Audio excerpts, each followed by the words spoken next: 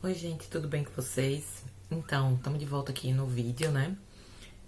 A gente vai dar continuidade ao nosso conteúdo da última aula, onde a gente veio falando sobre sincretismo cultural, tá bom? Então, a partir da página 143, a gente vai falar um pouquinho sobre essa questão das características próprias das crenças religiosas brasileiras, né? Afro-brasileiras. Existe uma coisa interessante que aqui tem uma letra do livro na página 142 que fala assim: Kinhomolu, São Lázaro, Iansã, Santa Bárbara, Ogum, São Jorge, Xangô, São Jerônimo, Oxóssi, São Sebastião. Então, o que é que acontece? Dentro da lógica desse processo onde os povos afro-brasileiros, onde os povos africanos foram escravizados, né? E as novas gerações, os povos afro-brasileiros, eles foram proibidos de manifestar suas crenças religiosas. Então, o que é que acontece? Eles acabaram por utilizar esse sincretismo, essa correspondência, certo, entre religiões para poder se manifestar culturalmente, tá? Então, as imagens, palavras, gestos, cantos, cumprimentos fazem parte do acervo religioso afro-brasileiro, porém, há uma correspondência de relações, certo? De palavras, de termos, até mesmo de imagens utilizadas por esses povos para que eles não fossem criminalizados, né? A gente também pode perceber que mesmo que isso tenha vindo até hoje, através dessa música, dá para dar uma olhada dessa letra, né? O Brasil é muito cheio de crenças religiosas e cada crença tem suas características.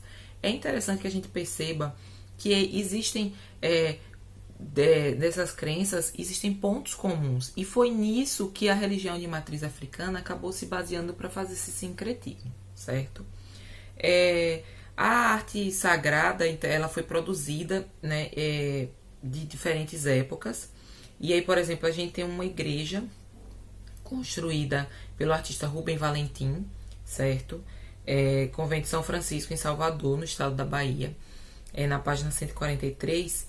E apesar dela ser uma igreja de arte sacra, de estar repleta de símbolos católicos, né, de muitos detalhes, relevos cobertos de ouro, é uma das obras mais importantes do barroco brasileiro, que foi um estilo arquitetônico e artístico trazido da Europa, né, pelos colonizadores.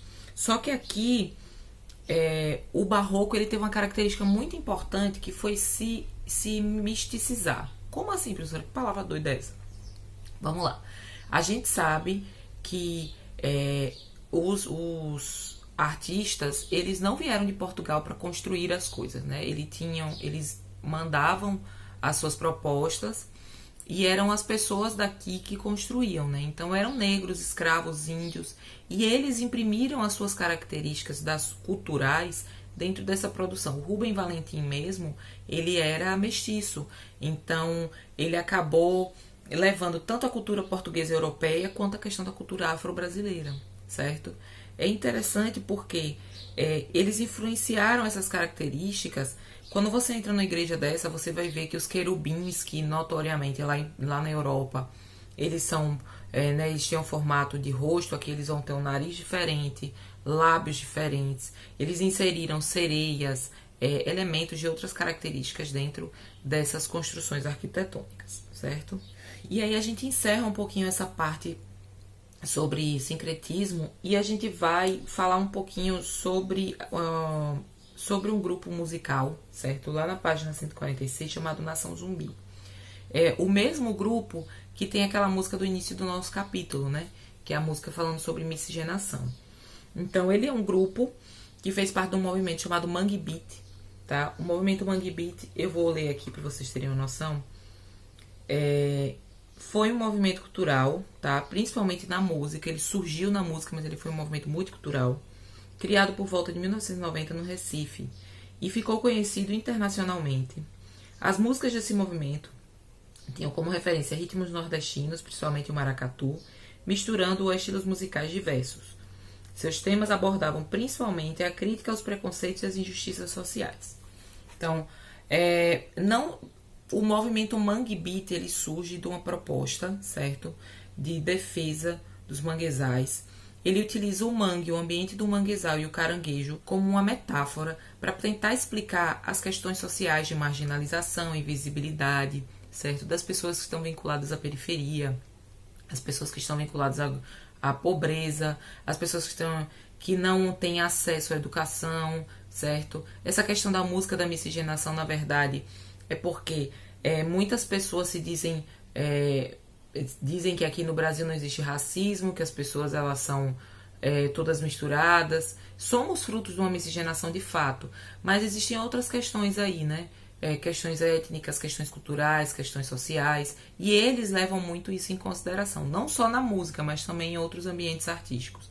Existem peças de teatro, existem esculturas, existem pinturas, artes visuais, performances, todas vinculadas ao movimento Mangue Beat, tá? E eles se utilizavam muito de ritmos do Nordeste na música. Um dos grandes exemplos, que é o caso do Nação Zumbi, eles utilizavam muito a questão do maracatu. O maracatu é um ritmo muito tradicional de Pernambuco, certo? É um ritmo quase todo percussivo. Então eles têm tambores específicos, instrumentos, eles tocam instrumentos como enxada, triângulo. Então é um ritmo bem vasto, tá? Na nossa aula online eu vou colocar algumas músicas para que vocês tenham acesso, tá? Mas se vocês quiserem pesquisar, tá disponível na internet, já para adiantar para vocês conhecerem, para que a gente possa falar um pouquinho melhor, tá? E aí o que acontece? Eles têm influência de vários outros ritmos e o maracatu, o movimento Mangue Beat, ele foi muito importante. Ele traz muito essa questão, certo? Do sincretismo, da mistura cultural, tá? Onde eu pego ritmos que são de fora do país e eu insiro ritmos daqui, principalmente do Nordeste, ritmos esses que já foram modificados e inseridos através de outras culturas, outras questões culturais e sociais, tá certo? E aí a gente vai para essa segunda parte da nossa aula, que na verdade nós vamos falar sobre linguagem das artes visuais, tá? Na página 147, nós vamos começar com uma pintura, tá? Na verdade é uma técnica mista, é um desenho com pintura, onde tem tinta, aquarela, onde tem tinta guache, onde tem nanquim, tem diversos tipos de materiais aqui, certo? É feito sobre papel, tá? E se chama muito, uma pintura chamada Oli, da série Multidões, tá? E aí é uma imagem criada pelo artista brasileiro Guilherme Kramer, tá? Ele trabalha em Barcelona, na Espanha, mas ele tem muitos trabalhos aqui no Brasil e ele se baseou muito na questão social.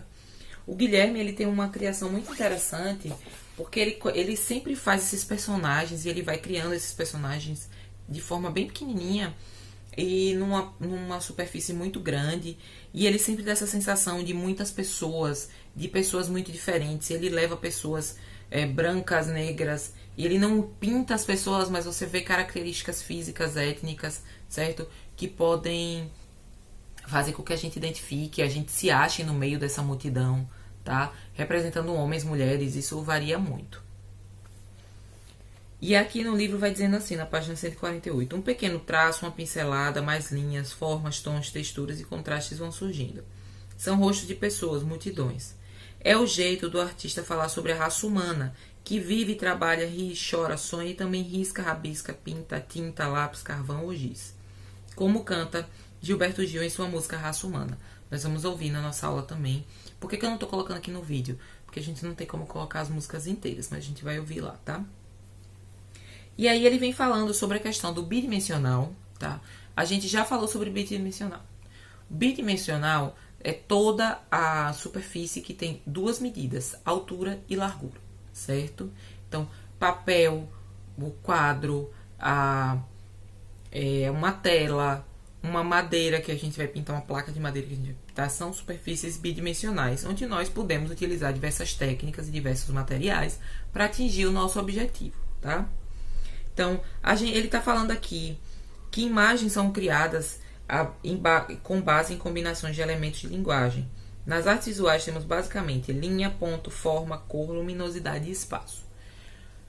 A linha, ela é um conjunto de pontos, certo? Que são ligados. Essas linhas, esses pontos, criam formas. As cores podem ser inseridas, certo? Dentro dessas formas, dentro dessas propostas. Luminosidade e espaço faz com que a gente transforme o desenho de bidimensional em tridimensional, tá?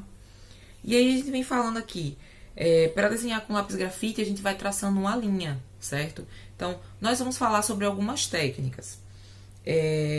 A gente tem, aqui ele está falando de suportes também. Suporte é toda aquela superfície, certo? Onde nós vamos trabalhar, onde vão ser produzidos os trabalhos artísticos. Lembrando, gente, que essas palavrinhas que eu falo, elas estão aqui, tá? Tem sempre caixinhas que vão explicar coisas no nosso livro e aí fica mais fácil da gente compreender, tá? Então, nós vamos falar sobre diversas técnicas e diversos suportes, tá? Técnica mista. O que é uma técnica mista? É quando a gente utiliza diversos materiais na nossa produção. Eu posso pedir para que vocês façam um desenho num bloco de papel, tá? Mas vocês podem pensar, por que não eu utilizar, além do lápis de cor, uma tinta? Porque além da tinta e do lápis de cor, eu não posso utilizar uma colagem. Então, quando eu utilizo várias técnicas para produzir a minha obra, eu estou utilizando uma técnica mista, certo? E aí a gente pode escolher assuntos, temas da nossa familiaridade, do nosso gosto, certo? E vai trabalhar para aproveitar ao máximo ou diversas técnicas e materiais. Eu, por exemplo, gosto muito de utilizar lápis de cor, caneta, certo? Grafite nos meus desenhos. Mas eu também tenho outros materiais. A gente às vezes utiliza muito o quê? Tinta guache, né? E até essa tinta ela pode ser utilizada de diversas maneiras. Então, a gente vai falar um pouco sobre isso. Vamos começar com o lápis grafite, tá? O lápis e a grafite. Grafite, na verdade, ele é uma substância, certo?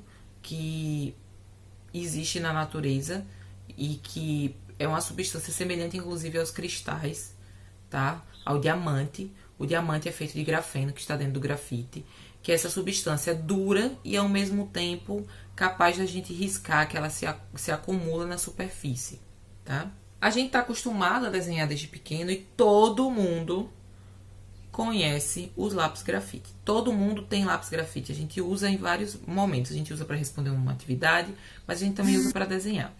Geralmente, o primeiro contato que a gente tem com materiais não é com lápis grafite, porque o lápis grafite é mais pontiagudo, a criança precisa de algo que seja maior. Então, o primeiro contato que muitas crianças têm é com giz de cera, com materiais que sejam melhores de trabalhar. Mas o grafite, desde sempre, ele é utilizado, certo? E aí, a gente risca, rabisca, tá? E aqui, eles estão falando o seguinte. O lápis que conhecemos hoje como lápis grafite, lápis de cor, lápis Conté. O lápis Conté é um lápis utilizado. Ele é um pouco mais largo e ele permite fazer traços mais finos e lisos. Então, o lápis Conté, na verdade, ele é um lápis de cor, certo? Que tem uma característica mais amolecida, só que ele é um pouco mais grosso no seu corpo. Então, ele facilita o manuseio. Muitos artistas usam, a gente chama de lápis de cor. E aí, a gente tem vários procedimentos, né, artísticos. A gente pode utilizar o lápis de cor para fazer o lápis grafite para fazer gradação em grafite. Então, eu posso pegar um lápis e do mais claro ao mais escuro, certo? Vou deixar a imagem aqui para vocês verem. Os lápis de cor também permitem isso. Então, a gente pode fazer uma gradação. A gente pode ir do mais claro ao mais escuro com a mesma cor. O mesmo tom de amarelo, ele pode depender da pressão que a gente faça e do mais claro para o mais escuro, tá? Uma outra técnica que a gente utiliza muito nessa linha do desenho são as aquarelas. Todo mundo teve contato com alguma tinta aquarelável, tá? As tintas são tão antigas quanto a própria arte. Nasceram nas primeiras pinturas rupestres da pré-história. As pessoas daquele tempo já misturavam 3 elementos básicos para criar tintas e que são utilizados até hoje, artificiais ou naturais, tá? Então, a gente tem 3 coisas dentro de uma tinta: pigmentos, solventes e aglutinantes. Pigmento é tudo que dá cor. Solvente é a substância que a gente usa para diluir e controlar, certo, a consistência da tinta. Muitas tintas têm solventes que a gente não pode mexer, mas a tinta guache, a aquarela, certo, usam como solvente a água. Então, é essa água que vai possibilitar a gente diluir mais ou menos uma determinada tinta. E o aglutinante é a substância que ajuda a fixar a tinta sobre os suportes. Na aquarela e na tinta guache, são utilizadas resinas naturais. No caso de outras tintas, por exemplo, existem aquarelas em disco, né? Aquarela de pastilha. Essas aquarelas, na verdade, elas não têm aglutinantes, elas são pressionadas, o pigmento é misturado com água. Existe aglutinante, é uma resinazinha, mas a quantidade é bem pequena, e ela é pressionada dentro de um determinado equipamento, como uma maquiagem de rosto, e ela dissolve na água e aí assim a gente aplica. Só que a tinta aquarela, ela não tem uma durabilidade muito grande, então a gente pode utilizar ela e depois passar um verniz, tentar manter da melhor forma possível. Mas a gente também pode utilizar cola, ovo, certo? Óleos, resinas. Quando eu digo ovo, é a gema do ovo. Só o conteúdo, a capinha da gema a gente não usa. Existe uma tinta chamada têmpera a ovo, onde você mistura isso, certo? Então, existem diversas formas. Inclusive, a minha atividade prática foi relacionada à atividade da página 151, que é para produzir uma tinta em aquarela, certo? A gente vai ficando por aqui hoje e eu quero deixar claro, quem não conseguiu achar os materiais específicos da tinta aquarela, pode utilizar os materiais que tiver em casa. Por exemplo, se você já tem uma tinta guache e você tem uma cola, se você já tem uma tinta guache e você quer fazer uma tinta em casa, você pode diluir a tinta guache, fazer um trabalho de aquarela, certo? Então, qualquer coisa vocês podem me procurar e eu tiro a dúvida, tá bom? A gente fica aqui e tem uma atividade na plataforma. Até mais.